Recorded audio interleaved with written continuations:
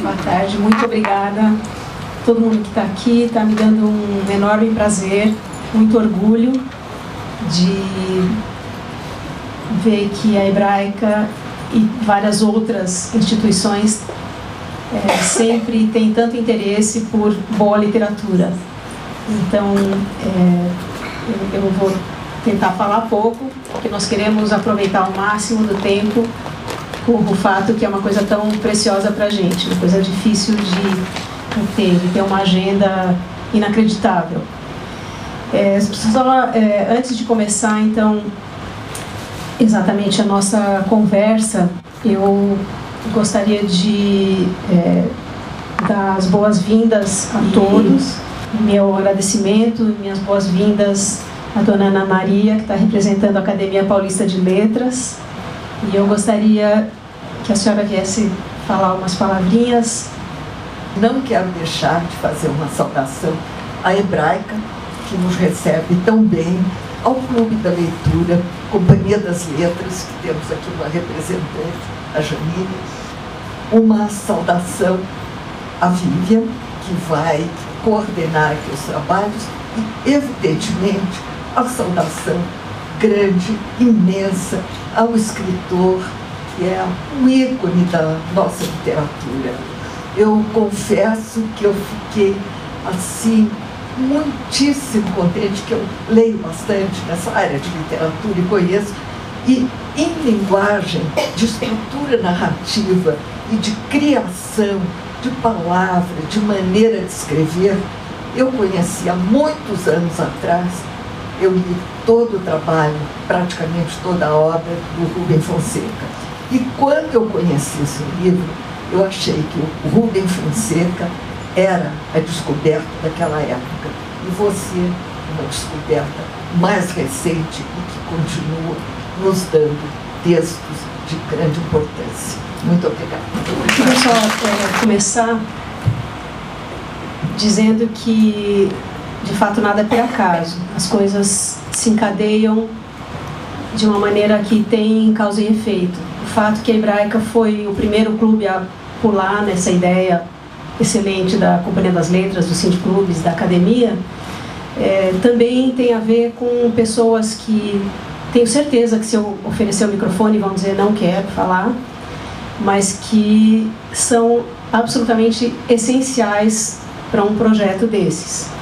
Nós estamos tendo este presente por um ano de reuniões, mas na verdade nós estamos fazendo 1 ano e meio de reuniões. Mas ele vale por um autor e meio fácil. Então, 1 ano e meio atrás, como é que foi que isso tudo começou? Na verdade, começou com o entusiasmo da Eunice, que é a bibliotecária.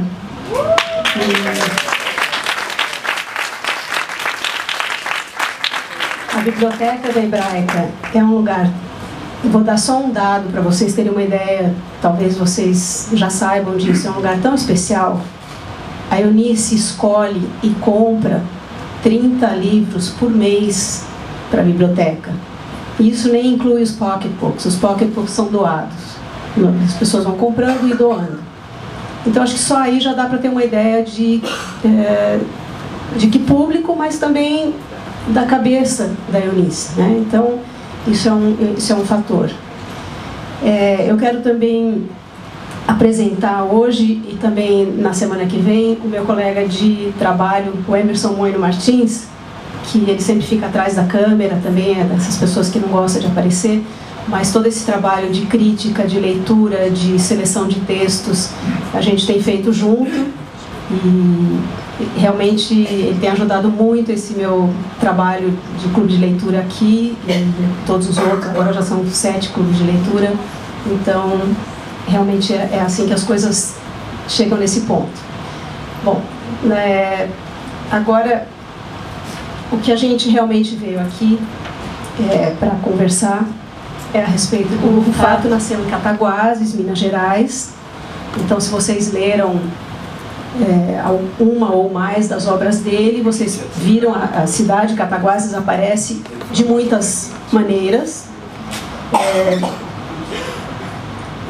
em Cataguases e já em São Paulo, e ao longo desses anos todos, ele, que não são muitos, ele se tornou um ensaísta, um jornalista, e ele começou a publicar, eu tenho aqui dado em 98, é isso? Mais ou menos isso. Depois você explica, você vai contar tudo. E aí já publicou contos, romances, poesia, antologias, já teve muitos trabalhos dele publicados em outras antologias. E os contos que eu vi, os contos se chamam Histórias de Remorsos e Rancores e Os Sobreviventes. Isso foi em 98 e 2000. E aí, em 2001, ele publicou Eles Eram Muitos Cavalos, que é este que a gente discutiu. Ele tinha uma outra capa, a gente discutiu esse aqui em duas sessões no clube de leitura, e ficou evidente que 2 horas e meia não foi suficiente, a gente tinha mais e mais para falar. Depois da publicação, que foi em 2001, o Rufato começou uma série, uma pentalogia, que completou agora, este ano, 2011. O último livro foi Domingo Sem Deus, do qual também ainda se fala muito, ainda estamos discutindo muito. E então eu vou parar por aqui. Isso é só um comecinho, uma introduçãozinha. Eu gostaria, Fato, que você contasse como é que foi essa trajetória, ou que você tiver vontade de contar, como é que foi essa trajetória até Eles Eram Muitos Cavalos e o que houve depois. Bom, primeiro, boa tarde. É um prazer estar aqui com vocês. Eu sempre acho incrível que um tarde de sábado não podemos estar fazendo outras coisas, estamos aqui conversando sobre literatura, né? Isso é fantástico, né? E para quem sabe da importância que esses encontros, a importância desses encontros realmente é uma coisa muito especial.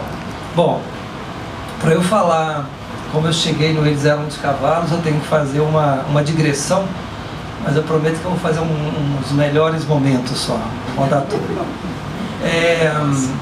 Eu não era para ser escritor, aliás, eu não era nem para estar aqui agora neste momento, porque a minha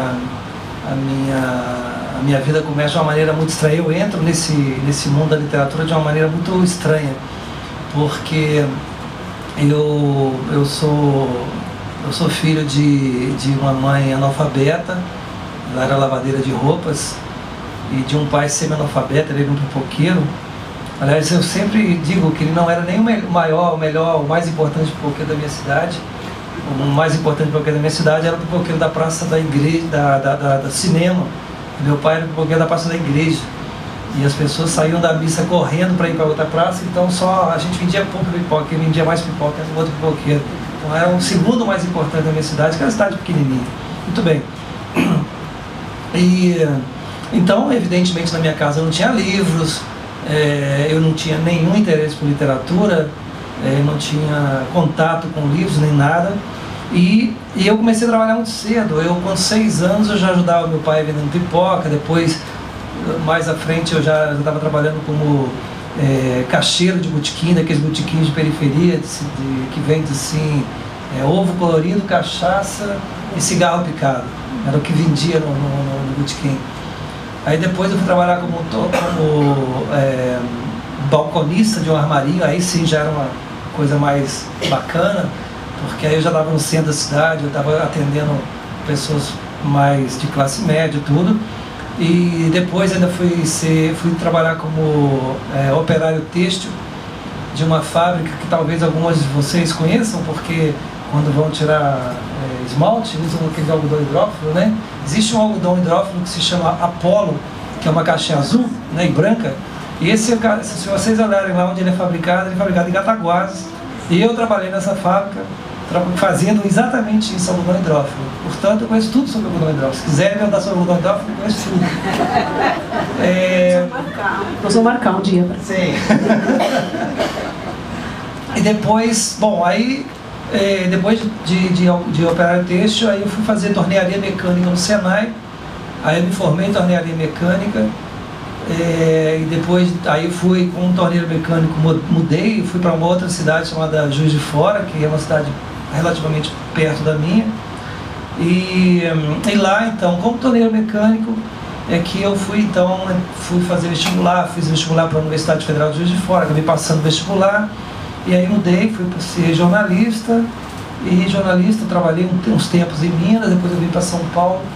E aí em São Paulo eu fiz carreira, trabalhei 13 anos no estado de São Paulo, no Estadão, Jornal da Tarde, Estadão, até que em 2003, exatamente 10 anos, eu resolvi largar tudo para me dedicar exclusivamente à literatura como escritor profissional.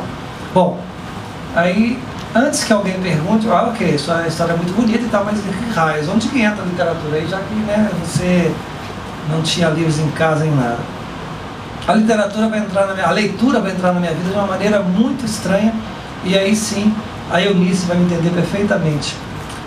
A Eunice é uma pessoa muito importante para mim, que foi o seguinte: quando em 1900 e poucos, não me lembro exatamente quando, mas eu tinha algo em torno de 12, 13 anos, antigamente havia as escolas públicas no Brasil, todo mundo diz, e é verdade, eram boas escolas públicas, só tinha um problema: elas eram para meia dúzia de pessoas, a maioria da população sequer tinha acesso a essas escolas, e eu estudava nas escolas horríveis, péssimas escolas da minha cidade.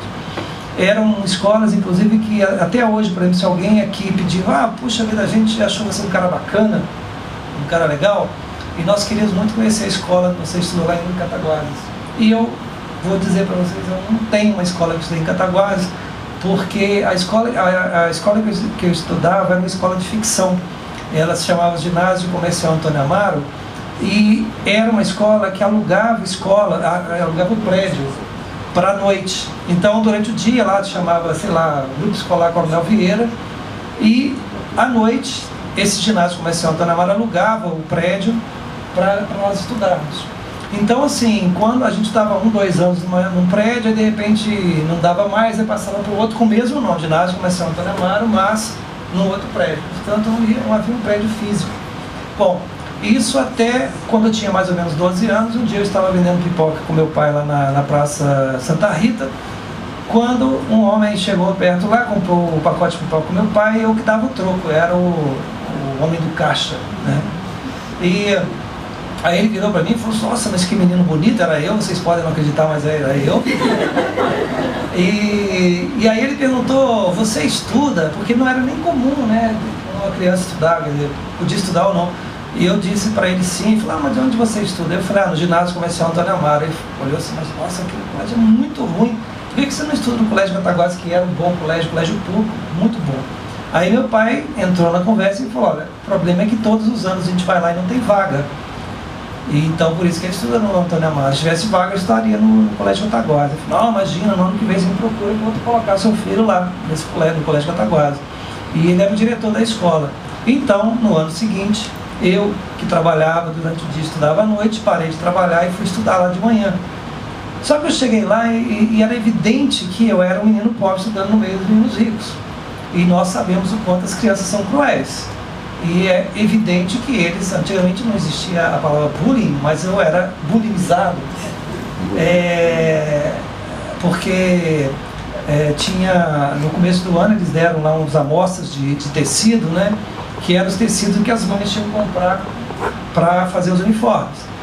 Então a minha mãe, como não tinha dinheiro, nós não tínhamos dinheiro, então a minha mãe comprou tudo parecido com aquele tecido. Então o tecido não era o mesmo, a cor não era a mesma, nem da calça, nem da camisa.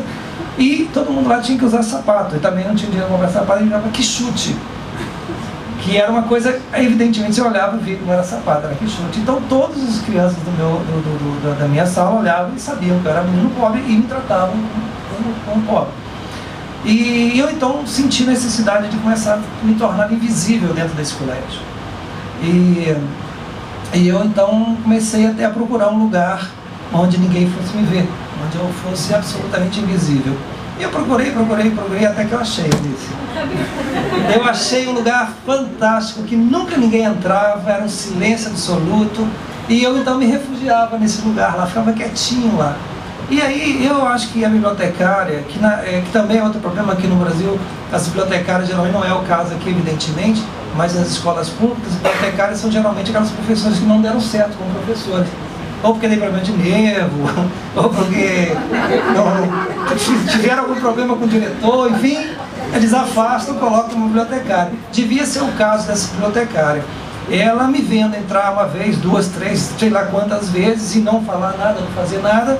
Aí um dia me chamou e perguntou: menino, pega esse livro aqui, leva para casa e lê e me devolve o livro. E eu, muito assustado, muito tímido, não tive coragem de dizer para ela que eu não queria aquilo, eu estava avisando. E então eu peguei o livro e fei da minha pasta e levei para minha casa. Quando eu cheguei na minha casa, meu pai era um homem muito severo, tudo que a gente chegava estranho dentro de casa, ele perguntava de onde que a gente tirou aquilo, para ele saber. E eu cheguei, ele viu uma coisa estranha, mas o que é isso aí? Ele falou: é um livro. Ele falou: mas por que você trouxe isso para casa? Eu falei: a mulher lá no colégio mandou trazer para casa, ler e devolver para ela. Eu falei: então lê e devolve.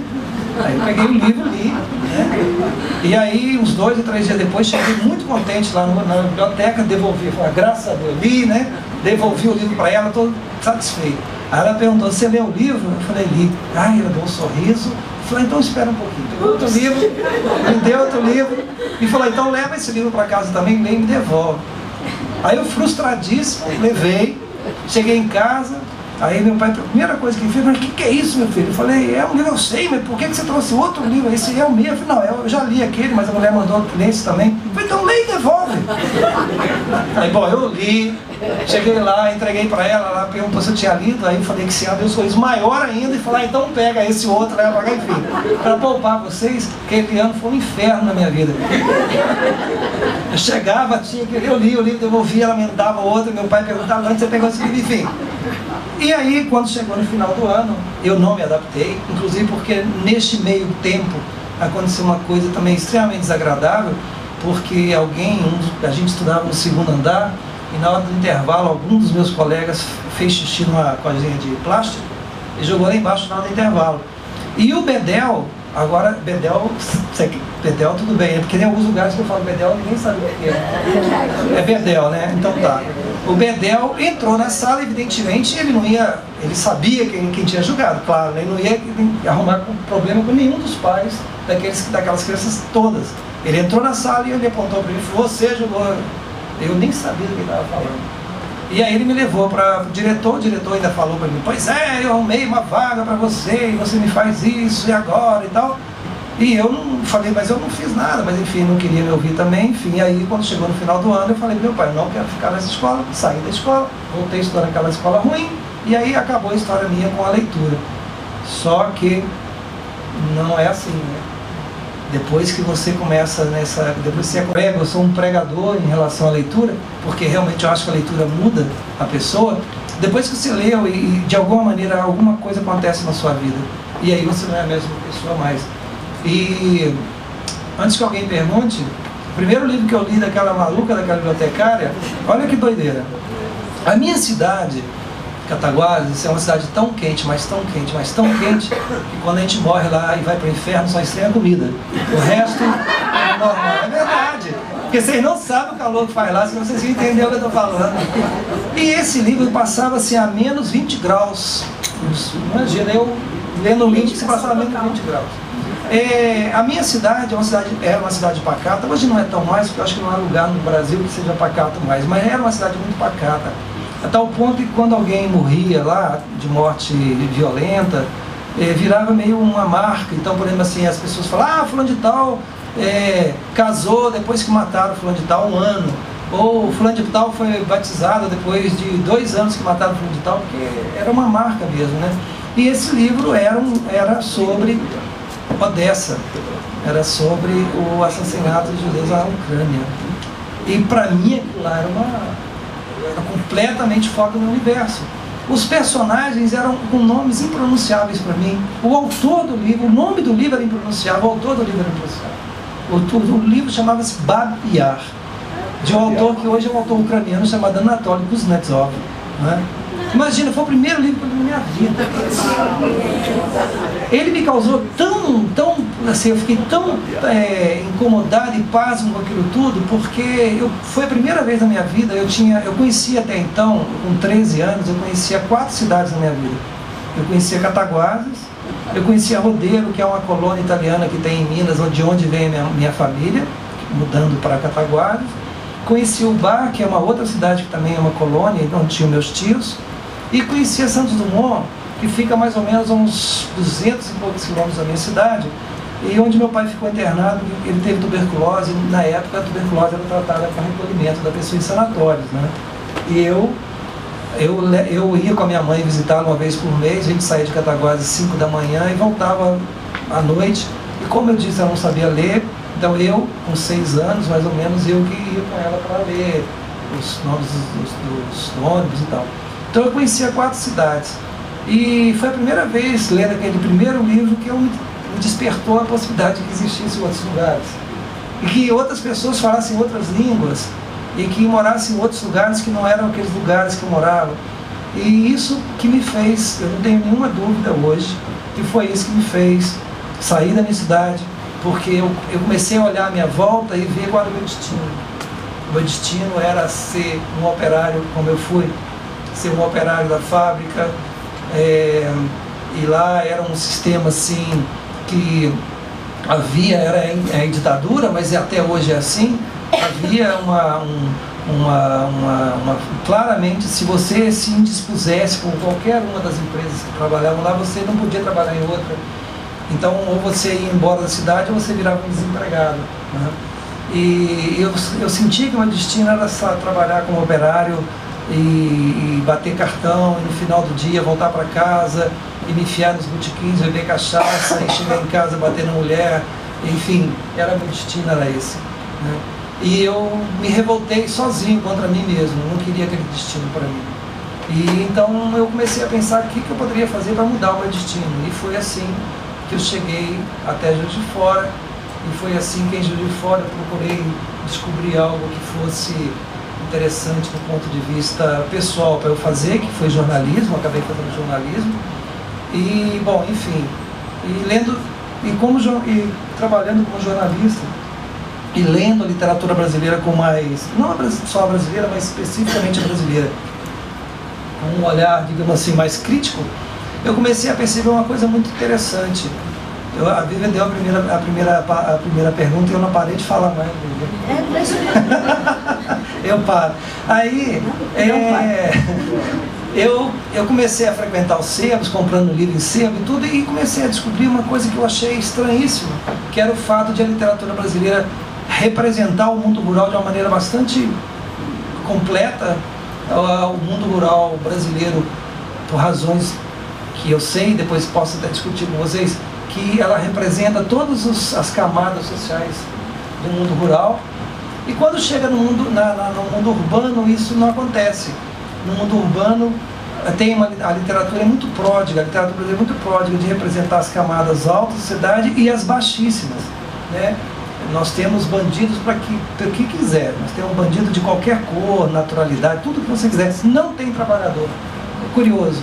E aí eu não falo nem daquele trabalhador, por exemplo, existe uma pequena burguesia que está representada na literatura brasileira, são os jornalistas, os pequenos funcionários públicos, etc. Esses estão representados, assim como também alguma coisa de sindicalistas e tal, também está representado na literatura brasileira. Mas o trabalhador, esse cara que bate cartão e que acorda cedo, pega ônibus, vai para trás, isso não estava representado na literatura brasileira, a não ser por um autor chamado Ronivaldo Jatobá, que escreveu na década de 70, que para minha felicidade depois eu consegui chegar, virei amigo dele mais tarde, mas eu creio que talvez seja o único que tenha escrito sobre isso, efetivamente. Então eu resolvi tomar para mim essa tarefa, de escrever sobre esse universo. Só que eu tinha um grande problema a ser resolvido, e eu não sabia como resolvê-lo, que era como escrever sobre isso. Porque escrever romances naturalistas, tratando do universo operário, etc. e tal, eu ia cair fatalmente no tal do realismo socialista, que é uma coisa pavorosa que eu fugia como o diabo da cruz. Mas como resolver essa questão? Porque o realismo socialista tentava construir romances coletivos em detrimento do indivíduo. Quer dizer, não interessa o indivíduo, interessa a coletividade. E isso me incomodava profundamente, eu não sabia como resolver isso. Até um dia que eu estava na Bienal, numa das Bienais de Arte de São Paulo, e eu me deparei com uma coisa curiosíssima. Eu estava indo embora, quando de repente eu vi na saída do portão onde eu estava, eu não sei se era, na saída do portão, tinha uma instalação do meu lado direito, que era uma série de, assim, absolutamente estranha, porque era como se todos nós tivéssemos deixado os nossos calçados na porta, e o artista pegou todos os nossos calçados e colocou no cantinho ali e falou: isso é uma instalação. Eu, arrogante, passei e falei assim: que coisa, né? Agora até isso é arte, imagina, né? Que bobagem. Aí eu olhei para mim mesmo e falei: não, você não tem direito de fazer isso, porque se alguém achou que isso aqui é arte, que você tem um curador, deve ter alguma coisa aqui. E eu falei comigo mesmo, eu brinco muito comigo mesmo, sabe? Eu olhei, falei: não, você não vai sair daqui enquanto você não entender. Você não sai daqui enquanto não entender o que é isso. Aí eu fiquei lá olhando aquele negócio e nada. E eu acho que meu cérebro ficou cansado e falou: tá bom, vou te dar uma explicação para você ir embora, né? E aí eu cheguei a uma explicação que me pareceu bastante razoável.